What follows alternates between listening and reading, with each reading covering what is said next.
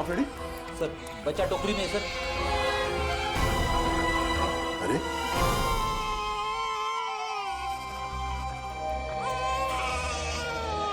उस औरत ने बच्चे को यहाँ पे टोकरी में छोड़ दिया। लेकिन सर, कोई अपने बच्चे को इस तरह टोकरी में छोड़ के क्यों जाएगा? हाँ साहब कहिए। ये बच्चा यहाँ इस टोकरी में कैसे आया? बच्चा? हाँ सर मुझे नहीं पता, मैं तो अपनी दुकान लगा रहा था, फल लेने गया था। इसका मतलब है मरने से पहले इस औरत ने इस बच्चे को यहाँ टोकरी में रखा। हमें उस मरी हुई औरत का पता लगाना है और ये बच्चा। इस बच्चे को हम अपने साथ लेके चलते हैं। इस बच्चे का ख्याल रखना हमारा फर्ज है। पहले ये पता करते हैं कि इस बच्चे के परिवार में है कौन। सर उस औरत के बैकग्राउंड के बारे में तो कुछ पता नहीं चला, पर डॉक्टर सालुंके ने कुछ जरूरी बात पता लगा ली है। वो क्या? दया, इस औरत का और उस बच्चे का खून का कोई रिश्ता नहीं। क्या इस बच्चे का और उस औरत का डीएनए मैच नहीं हो रहा है? जी सर। इसका एक ही मतलब हो सकता है दया, उस औरत ने इस बच्चे को चुरा लिया और फिर वो भाग रही थी।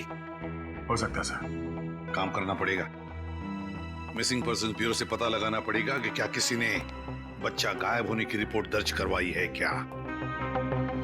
और डॉक्टर सालुंके का इस बच्चे की माँ के बारे में भी कुछ कहना है सर। क्या? इस औरत ने जो सैंडल पहने हुए थे, उस सैंडल के नीचे के हिस्से की तरफ हमें खून के कुछ अंश मिले। उस खून का डीएनए करने से पता चला कि उस खून का डीएनए और उस बच्चे के खून का डीएनए आपस में मैच होते हैं।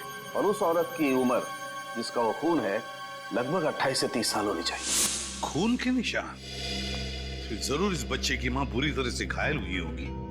सर हो सकता है उस अनजान औरत ने ही हमला किया हो बच्चे की मां पर और बच्चे को लेकर भाग गए। सर लगता है ये कोई बहुत बड़ी साजिश है। उस औरत का एक्सीडेंट नहीं बल्कि जानबूझ के खून किया गया है। सर हमने आरटीओ में भी पता किया, ट्रक का नंबर उनके रिकॉर्ड्स में भी नहीं है। ये देखो बॉस, अब कोई प्रॉब्लम नहीं है। अरे प्रॉब्लम तो तब होगा जब बॉस का फोन आएगा। तो क्या जवाब दोगे कि काम अधूरा छोड़ दिया? सर एक ऐसा सुराग मिला है जिससे पता चल सकता है कि ये औरत है कौन। वो क्या है? ये उस औरत के कपड़े, इस पे लॉन्ड्री का टैग लगा हुआ है।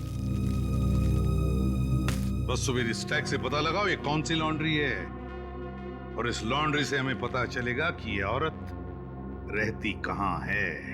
सर तब तक मैं इस बच्चे को संभालूंगा सर, अपने घर पे है। मैं इस बच्चे को अपने साथ रखना चाहता हूँ सर। सर मैं भी आपकी मदद करूंगी।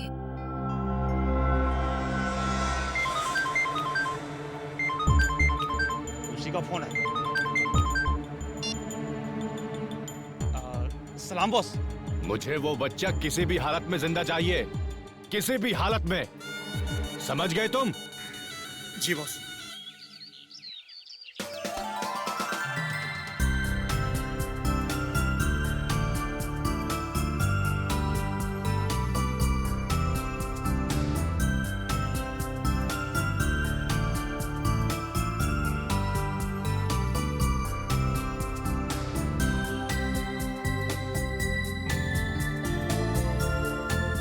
सर आप शांत हो जाइए, मैं इसे संभालती हूँ।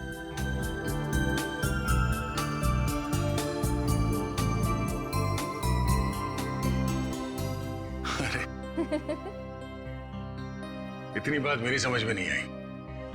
ये बड़े से बड़े मुजरिम को मैं आराम से निपट सकता हूं, पर छोटे बच्चे को संभालना जरा मुश्किल काम है ना। सर एक बात कहूं, आप कुछ भी कर सकते हैं, आपके लिए कोई काम मुश्किल नहीं है। बड़े बड़े गुनहगारों से निपट सकते हैं, छोटे बच्चों को संभाल सकते हैं। बस जरूरत है तो अपने अंदर छुपे हुए दया को बाहर निकालने की, जिसका दिल मोम जैसा है, जो सबकी कदर करते हैं, जो प्यार करना भी जानते हैं।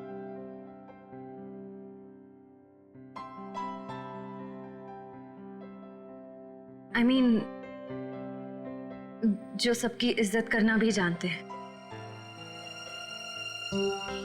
अब चिंता करने की कोई जरूरत नहीं है सर, मैं आ गया हूं। अरे फिर तुम, क्या बात है? आओ।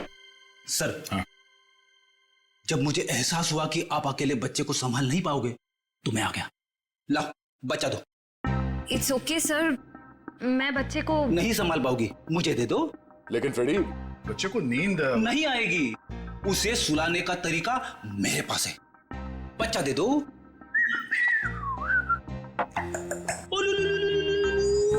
अला ला ला ला।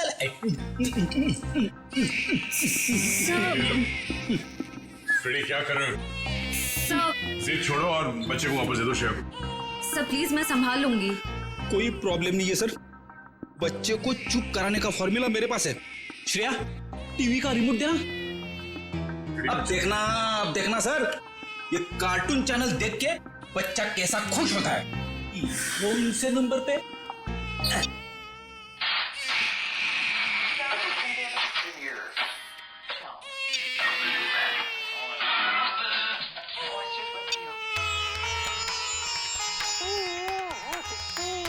फिर एक मिनट, वो शास्त्रीय संगीत वाला चैनल फिर से लगाना।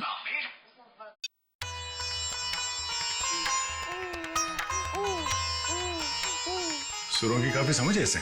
हाँ सर, बड़ा होके बड़ा संगीतकार बनेगा। सब हो रही दुकान।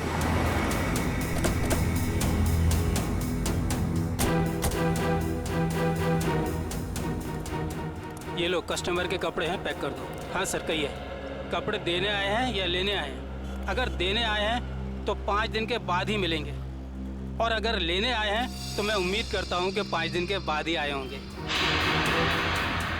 सर, मैं बहुत ही ईमानदार व्यापारी हूँ और मैंने आज तक अपने किसी भी कस्टमर को कोई भी धोखा नहीं दिया है। हाँ, ये कपड़े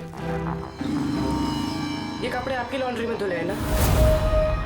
जी हाँ मैडम, ये हमारी लॉन्ड्री के ही हैं। आप यही जानना चाहते हैं कि ये कपड़े किसके हैं? समझदार लगते हो, बता। हाँ, 1 मिनट, रघु बुक दो। मिल गया सर। ये कपड़े किसी गोपी नाम की औरत के हैं। गोपी? एड्रेस भी लिखा होगा उसमें? नहीं सर, एड्रेस तो नहीं है, लेकिन फ़ोन नंबर है। दो।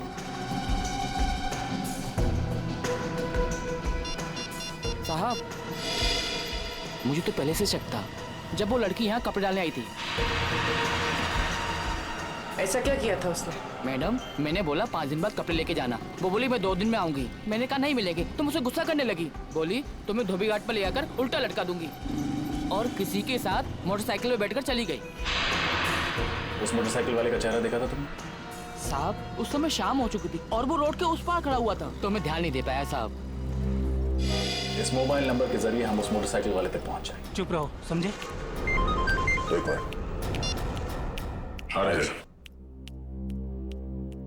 उस औरत का नाम गोपी था। Very good. उसके मोबाइल नंबर से उसका घर का पता निकालो। इस केस में इस औरत की पूरी जानकारी चाहिए हमें, ठीक है? रजत, मैं तुम्हें बाद में फोन करता हूं।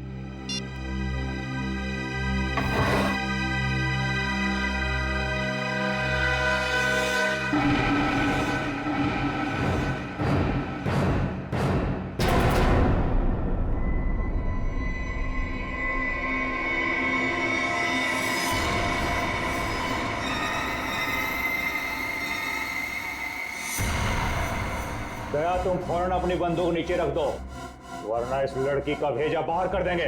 दया, तुमसे हमारी कोई दुश्मनी नहीं है, बस ये बच्चा हमारे हवाले कर दो और अपनी जान बचा लो। अपनी जान की परवाह करने वाले कायरों को हम सीआईडी में भर्ती नहीं किया करते। अगर इस बच्चे को किसी ने छुआ भी ना, तो तुम सबकी अर्थी यहीं से उठेगी। अर्थी तो इस छोकरी की उठेगी दया। बस तुम कंधा देने के लिए तैयार रहो। बंदूक नीचे रखो, नीचे रखो बंदूक। सर, आप मेरी परवाह मत कीजिए, आप गोली चलाइए। चुप! दया, गन नीचे रख, नीचे रख गन दया, वरना इस छोकरी की खोपड़ी उड़ा दूंगा मैं। एक मिनट।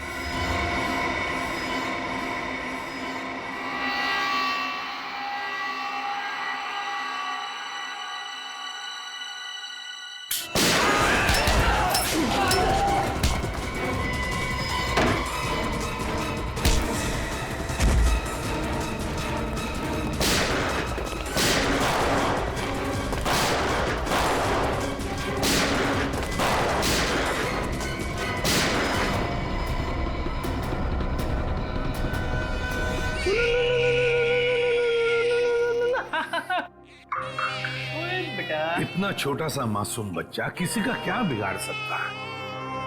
ये तो कोई राक्षस ही है जो ऐसे मासूम बच्चे पर हमला करने को देखता है। सर उस गुंडे का क्रिमिनल रिकॉर्ड मिल गया। क्या नाम है उसका? उसका नाम शमी है और उस पे कॉन्ट्रैक्ट किलिंग और किडनैपिंग के 3 केसेस चल रहे हैं। कॉन्ट्रैक्ट किलिंग और किडनैपिंग? लेकिन ये सिर्फ कॉन्ट्रैक्ट किलिंग का केस नहीं है, ये कुछ और ही चक्कर है, कोई बड़ी साजिश है ये। सर मोबाइल कंपनी ने गोपी का जो एड्रेस दिया था वो गलत है सर। गलत है? हाँ सर। मतलब सर ये सब पहले से प्लान था?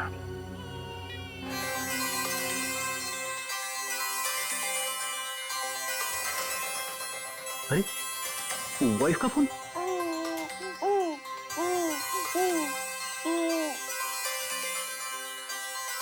कैसी लगी क्यों? अच्छी अच्छी अच्छी। सर कल रात दया सर के घर पे टीवी पर जब शास्त्रीय संगीत आ रहा था तब बच्चा अचानक से शांत हो गया और मुस्कुराने लगा। अच्छा, वैसे आमतौर पे इस तरह की धुन सुनकर बच्चे उछलने लगते हैं। हाँ लेकिन अभी भी फ्रेडी सर की रिंगटोन सुनकर बच्चा कैसे खुश हो गया? सर हो सकता है कि जब से इस बच्चे का जन्म हुआ हो तब से ये शास्त्रीय संगीत सुनता आ रहा। हो सकता है इसके माता पिता में से कोई संगीतकार या गायक हो। कविनगर जाके पता लगाना पड़ेगा कि वहां पर कोई शास्त्रीय संगीत विद्यालय है क्या। ता थई तत थई ता थई तत थई ता थई तत थई तत थई ता थई तत थई ता थई तत। एक मिनट।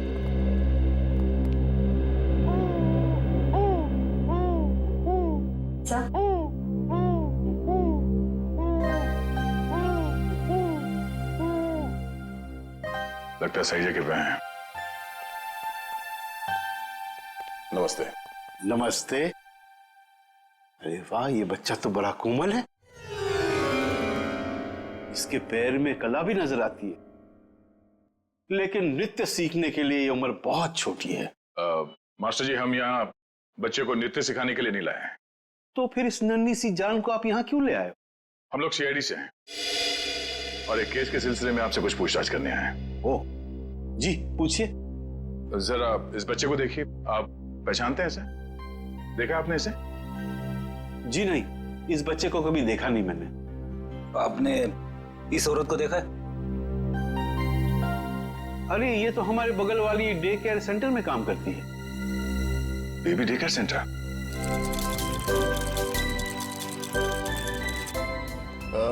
एक्सक्यूज मी, आप इस औरत को पहचानती हैं? ये तो गोपी है, हमारे यहाँ आया का काम करती है। लेकिन हुआ क्या है इसे? कल एक ट्रक एक्सीडेंट में उसकी मौत हो गई है। खैर, आप इस बच्चे के बारे में क्या बता सकती हैं? इसका नाम बॉबी है और इसकी माँ का नाम जूही है। ये एलएसटी सोसाइटी में रहती है। LST society?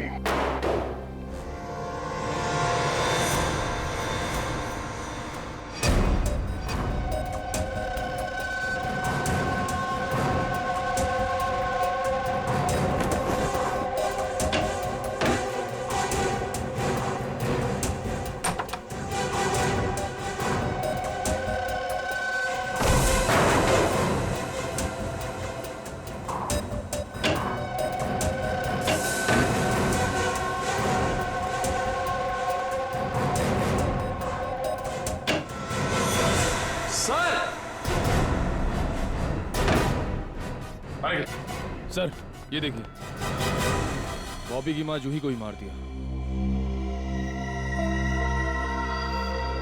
ये देखो, गोली गले और पेट पे मारी गई है। लगता है इसे मरे हुए भी काफी समय हो गया, खून पूरी तरह से सूख गया। सर ऐसा लग रहा है मैंने इनको कहीं देखा है, लेकिन याद नहीं आ रहा कहाँ देखा है।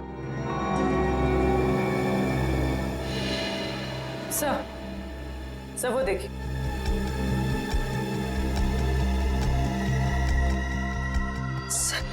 खून से सने हुए जूतों के निशान। ये देखो पूर्वी, ये चप्पल के निशान तो बिल्कुल वैसे ही हैं। जैसी चप्पल गोपी ने पहनी हुई थी। इस औरत ने जो सैंडल पहने हुए थे, उस सैंडल के नीचे के हिस्से की तरफ हमें खून के कुछ अंश मिले और वहां से भी हमें सूखा हुआ खून मिला था। अभी कोई संजोग तो नहीं हो सकता है ना सर? पर सर गोपी तो गुनहगारों की साथीदार थी, वो खिड़की से बच्चे को लेकर क्यों भागेगी?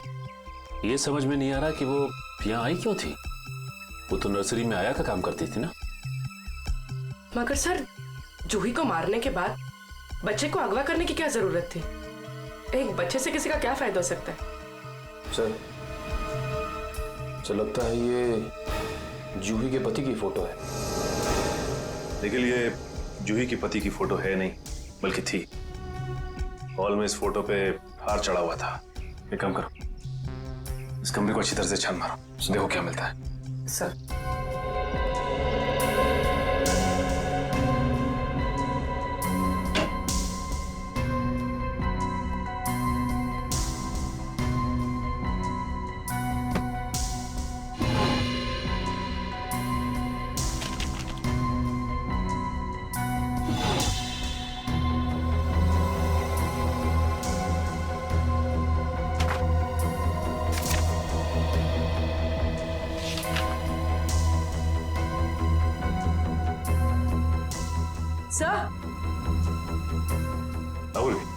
सही देखिए। तो जूही एक एक्ट्रेस थी, इसीलिए उसने अपना पोर्टफोलियोज बनाया था। याद आया सर, मैंने इनको एक पंजाबी फिल्म में देखा था, उसमें हीरोइन थी। अच्छा? हाँ सर। इस घर का लिव एंड लीज एग्रीमेंट मिला है सर। सर ये वोटर आईडी है सर, इसमें इनका नाम जूही नहीं बल्कि असली नाम शीतल है सर। और ये जीवन शांति आश्रम का रिसीप्ट भी है सर। तो ये बात है, ये जूही उर्फ शीतल 5 सालों तक एक आश्रम में रह रही थी और 1 साल पहले ही आश्रम से बाहर आई है। मगर सर एक फिल्म की हीरोइन 5 साल तक आश्रम में क्यों रहेगी? ये देखो, शीतल के पिता रविकांत का नाम लिखा हुआ है इस कार्ड पे। सर ये रहा डॉक्टर रविकांत का घर, बहुत बड़े साइंटिस्ट हैं वो।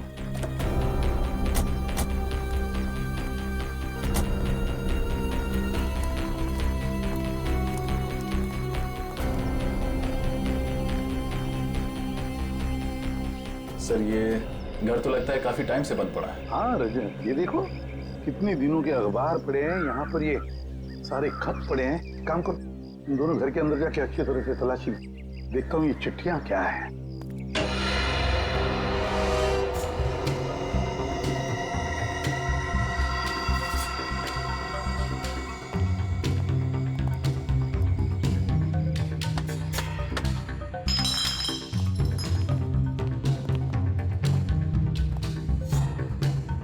हमसे पहले ही यहाँ कोई आ चुका है, शायद कुछ ढूंढने।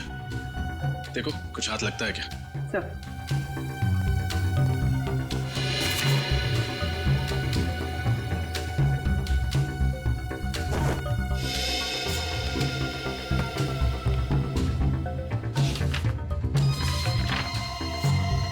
Legal notice?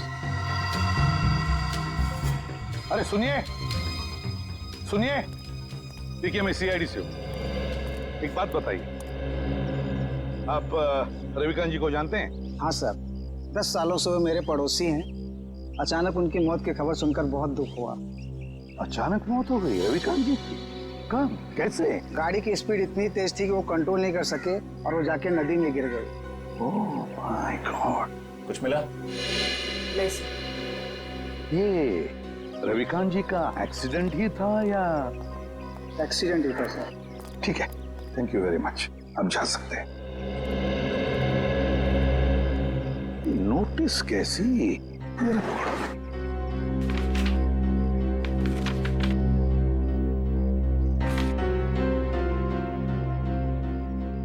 माय गॉड, जो रविकांत जी के घर की नीलामी की नोटिस है। सर इतनी जल्दी ही नोटिस? पिछले महीने तो रविकांत जी की मौत हुई थी। तो पूर्वी पिछले महीने रविकांत जी की मौत होगी, उसके बाद में उनकी बेटी शीतल की मौत। ये कोई कोइंसिडेंस नहीं हो सकता, कोई इत्तेफाक नहीं है, ये कुछ और ही चक्कर है। कुछ ना कुछ तो गड़बड़ जरूर है। और फिर अब शीतल के बच्चे की भी जान को खतरा है। इस रविकांत जी के एडवोकेट से मिलना पड़ेगा, वकील से मिलना पड़ेगा, पता लगाना पड़ेगा इस घर के नीलामी का राज क्या है। ओ, रविकांत जी की प्रॉपर्टी की नीलामी की नोटिस ये तो मैंने बनवाई है, लेकिन आपको कहां से मिली? उनके घर से। एक और बात, उनकी बेटी शीतल का किसी ने खून कर दिया। शीतल का खून? लेकिन ये किसने किया? उन्हीं का पता लगाने ही तो हम आपके पास आए हैं। मैं कुछ समझा नहीं। रविकांत जी और शीतल के बाद इस मकान पर हक किसका बनता है? शीतल जी के बेटे बॉबी का। सिर्फ मकान पर ही नहीं, कसारा में जो 50 एकड़ जमीन है वो भी बॉबी के नाम हो जाएगी। अच्छा, और ये नीलामी का आइडिया किसका था? रविकांत जी के छोटे भाई राकेश का। राकेश? इस राकेश के बारे में और कुछ जानते हैं? जी हाँ, दरअसल उनके परिवार को मैं पिछले 15 साल से जानता हूँ। उनके सारे लीगल मैटर्स मैं ही देखता हूँ। रविकांत और राकेश के पिताजी की जब मृत्यु हुई तो उनके प्रॉपर्टी का सबसे बड़ा हिस्सा रविकांत को मिला और सिर्फ 15% राकेश को।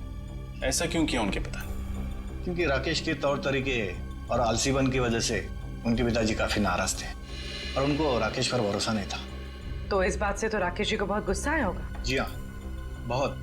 इतना ही नहीं, उसने अपने भाई के साथ सारे रिश्ते नाते तोड़ दिए थे। फिर अचानक दिवाली के दिन आकर गले मिले और सारे गिले शिकवे दूर हो गए। हो सकता है ये राकेश की चाल हो, रविकांत जी का भरोसा जीतकर उनकी पीठ पर वार करने की। सर, ये भी तो हो सकता है कि बॉबी को राकेश जी ने अगवा करवाया हो।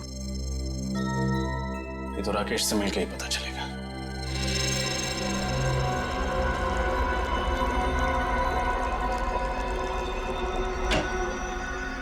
Excuse me. जी कहिए। हम लोग सीआईडी से हैं। डॉक्टर रविकांत के बारे में तो आप लोग जानते ही होंगे। जी, डॉक्टर रविकांत मेरे गुरु जैसे थे। आप? जी, मेरा नाम फनीश है। इस लैब में जो भी रिसर्चेज होती हैं उन्हें मैं फाइनेंस करता हूँ। मिस्टर फनीश, हम डॉक्टर रविकांत की मौत के बारे में आप लोगों से कुछ पूछताछ करने आए हैं। उनकी मौत से तो हम सबको बहुत बड़ा सदमा पहुंचा है सर। न केवल इस लैब का बल्कि हमारे देश का भी बहुत बड़ा नुकसान हुआ है। लेकिन वो कहते हैं ना कि नसीब के आगे किसी का बस नहीं चलता। ऐसा लगता है कि उनकी मौत से किसी और का नसीब जरूर जग गया है। मैं कुछ समझा नहीं। हमें शक है कि उनकी कार का एक्सीडेंट हुआ नहीं है बल्कि करवाया गया है। यानी किसी ने उनका मर्डर किया? शायद।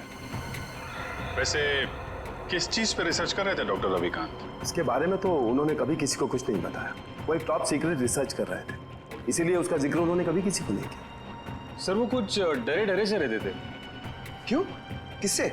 इसके बारे में उन्होंने किसी को बताया नहीं, लेकिन वो अपने जो रिसर्च के पेपर्स है ना, वो अपने केबिन के लॉकर में रखते थे और तकरीबन हर रोज वो लॉकर का पासवर्ड चेंज करते थे। पता नहीं क्यों। लगता है ये रिसर्च की वजह से ही उनका खून किया गया है।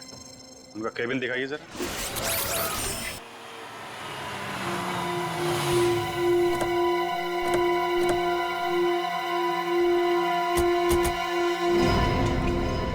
गाड़ी तो यहीं खड़ी है, राकेश घर में ही होगा। हाँ,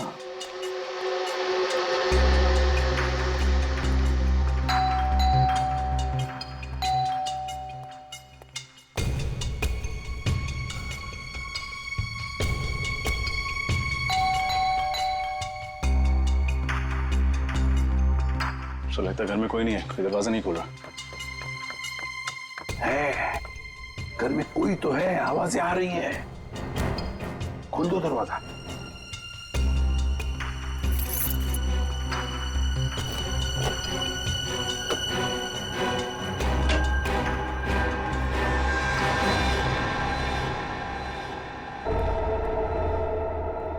संभल के 3 खून किए उसने।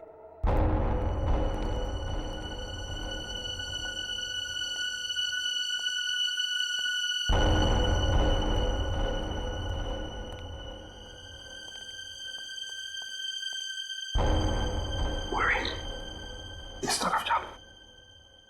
सर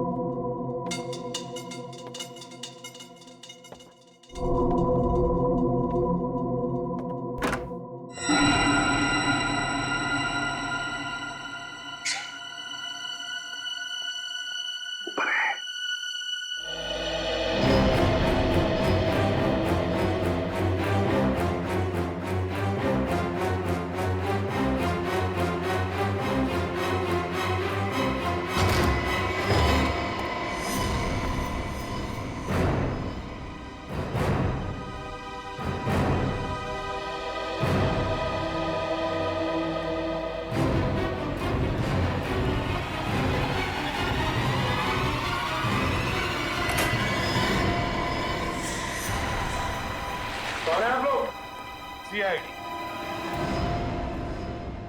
लेकिन मैंने किया क्या है? या क्या है? हैं? या क्या है?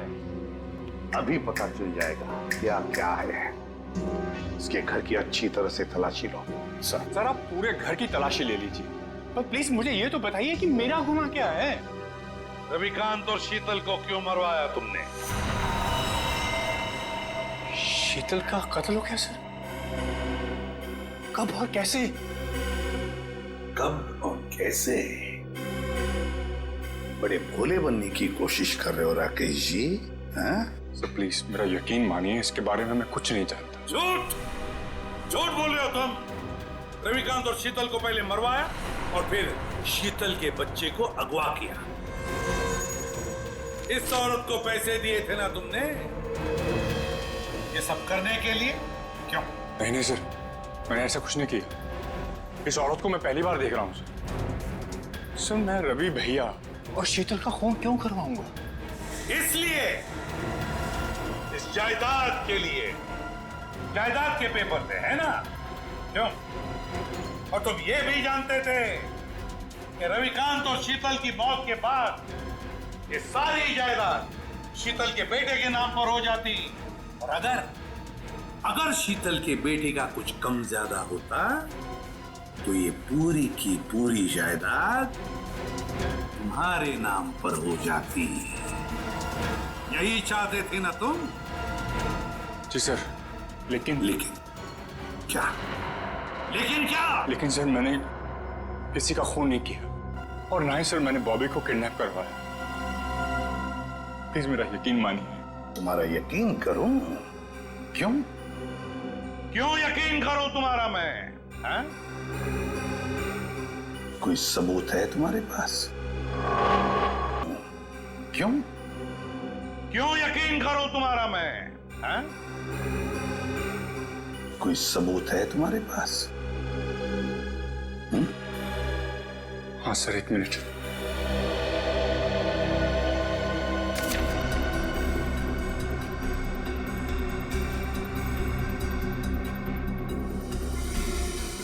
रविकांत चैरिटी फाउंडेशन, 50 लाख रुपए। जी सर, जायदाद में जितना भी मेरा हिस्सा था उस सबको बेचकर सारे रुपए में रवि भैया की चैरिटी में डालने वाला था। सर भगवान का दिया हुआ मेरे पास सब कुछ है। पैसों के लिए मैं अपने भैया का खून क्यों कर रहा हूं? सर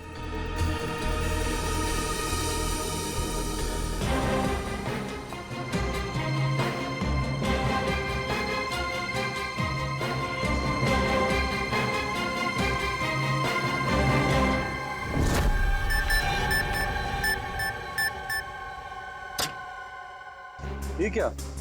लॉकर तो खाली है। खाली है? अभिजीत, ये देखो अभिजीत, ये रिसर्च पेपर्स हैं, जला दिए गए हैं। वही पेपर है ना? हाँ सर, ये तो वही रिसर्च पेपर्स है जिन पर डॉक्टर रविकांत रिसर्च कर रहे थे, पर उन्होंने ये जलाए क्यों? शायद उन्हें डर होगा कि ये रिसर्च के पेपर किसी गलत हाथों में ना पड़ जाए। पंकज, मिला कोई? नहीं सर, सारी फाइल्स डिलीटेड है। एक फाइल है, इसको मैं खोलने की कोशिश कर रहा हूँ सर, एक सेकंड। सर खुल गई। क्या है इसमें? पता नहीं, साइंस के आई थिंक कोई फॉर्मूलाज है, मेरे तो कुछ समझ में नहीं आ रहा है। मैं देखता हूँ।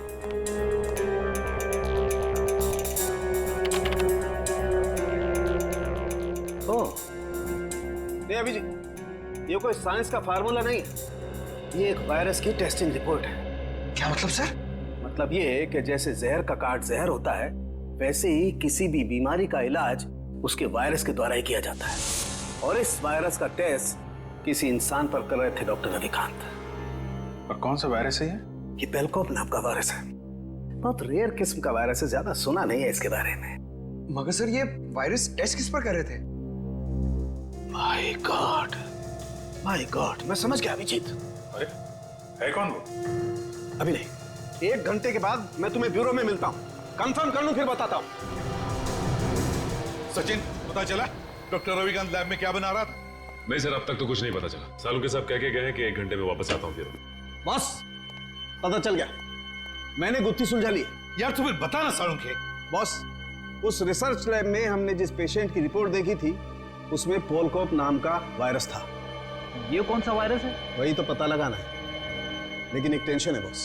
किस बात की टेंशन? बॉस, मैंने जब पता लगाया तो पता लगा कि पोलकोप नाम का वायरस तो है ही नहीं। अरे तो फिर सालू के साहब, उस मरीज के शरीर में ये वायरस आया कहाँ से? वही तो बॉस, मैंने जब उस बच्चे का ब्लड टेस्ट किया दोबारा से, तो पता ये चला कि उसे हिस्लेक्सिया नाम की बीमारी है, सांस लेने की बीमारी, जिसका कहीं कोई इलाज नहीं। लेकिन जब मैंने बच्चे का ब्लड टेस्ट किया तो पता ये चला कि हिस्लेक्सिया का असर उसके शरीर में, उसके खून में धीरे धीरे कम हो रहा है। वो कैसे? वही तो प्रॉब्लम है बॉस। जब मैंने बच्चे का ब्लड टेस्ट दोबारा से किया तो पता लगा कि उसके शरीर में अलग अलग किस्म के वायरस हैं, जिसकी वजह से हिस्लेक्सिया का असर उसके खून में धीरे धीरे कम हो रहा है। और इन्हीं वायरस में से पोलकोप वायरस भी है। मतलब वो टेस्ट रिपोर्ट बच्चे की थी? हाँ बिल्कुल। मतलब ये जो कुछ भी हुआ है इस पोलकोप वायरस की वजह से ही हुआ है। कोई तो है जो इस पोलकोप वायरस पर कब्जा करना चाहता है। हाँ सर, डॉक्टर रविकांत ने वायरस के सारे सैंपल और रिसर्च के सारे मटेरियल तबाह कर दिया, बर्बाद कर दिया सर। अब ये वायरस सिर्फ बच्चे के अंदर है। मतलब सचिन,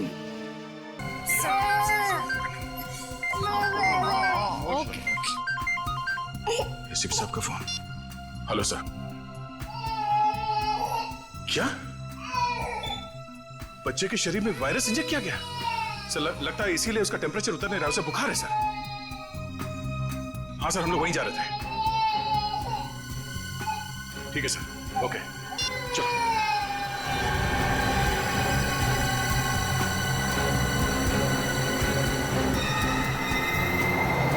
चलो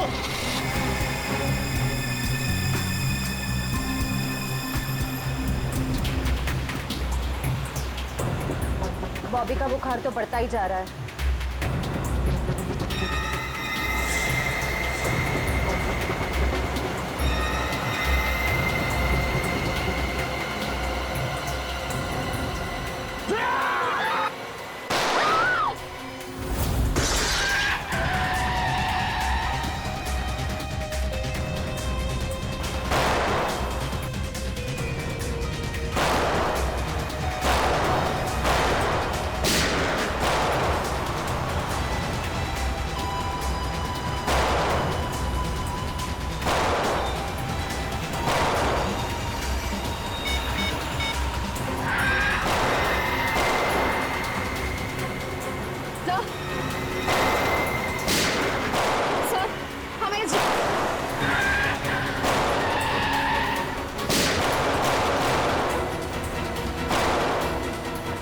तुम ठीक हो?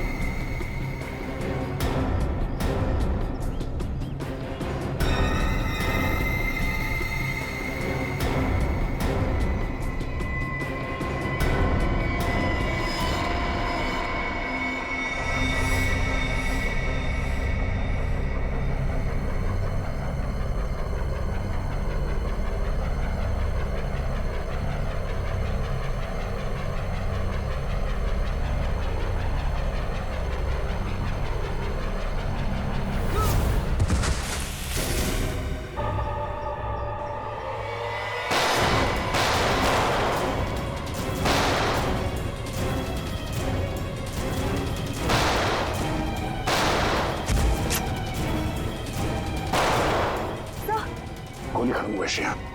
रख लाया, तेरा खेल खत्म हो गया। चल कर नीचे रख। ए, लड़की को दे, मेरे को दे, बच्चा मेरे को दे।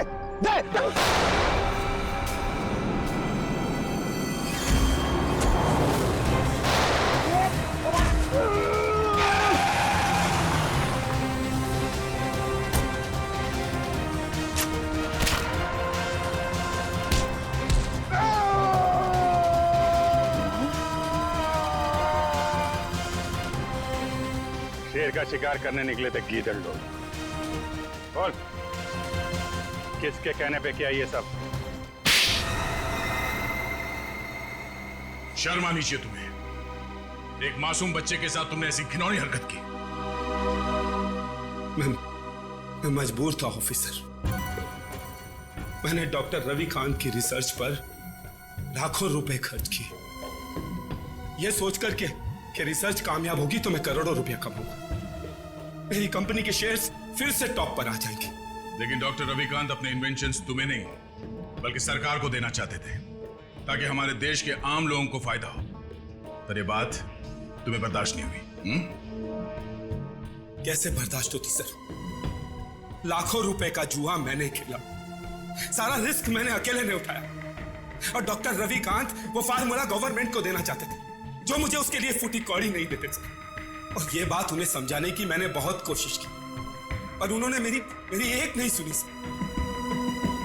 बॉबी को अगवा करने का प्लान तुम्हारा ही था ना? हाँ सर, और जब मुझे पता चला कि डॉक्टर रविकांत ने वो वायरस बॉबी की बॉडी में इंजेक्ट कर दिया है, तो मैंने गोपी को आया बनाकर वहां भेजा और बॉबी को अगवा करने का प्लान बनाया। लेकिन जब गोपी को तुम्हारे घिनौने इरादों के बारे में पता चला, तो उसके अंदर की ममता जाग गई और वो बॉबी को लेकर भाग गई। और उसी की बेवकूफी की वजह से मेरा सारा प्लान चौपट हो गया। अपनी मौत की वो खुद जिम्मेदार है। तुम जैसे हैवानियत के पुतले इंसानियत के बारे में कभी समझ नहीं पाओगे। तुम्हें तो ऐसी सजा होनी चाहिए जिसे देखकर हैवानों की रूह कांप उठे।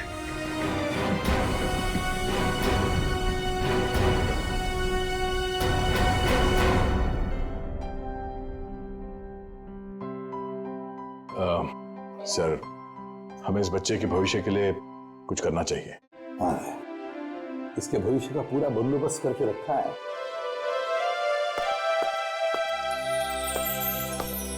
सर जी। सर जी, आज के बाद बॉबी को मैं संभालूंगा, अपने भाई के बेटे की तरह नहीं बल्कि अपने बेटे की तरह से बड़ा कर। ये तो बहुत खुशी की बात है, लेकिन जिंदगी में कभी इस बच्चे को किसी मदद की जरूरत पड़े तो हमें जरूर याद करना। बहुत खुशी होगी हमें। Thank you.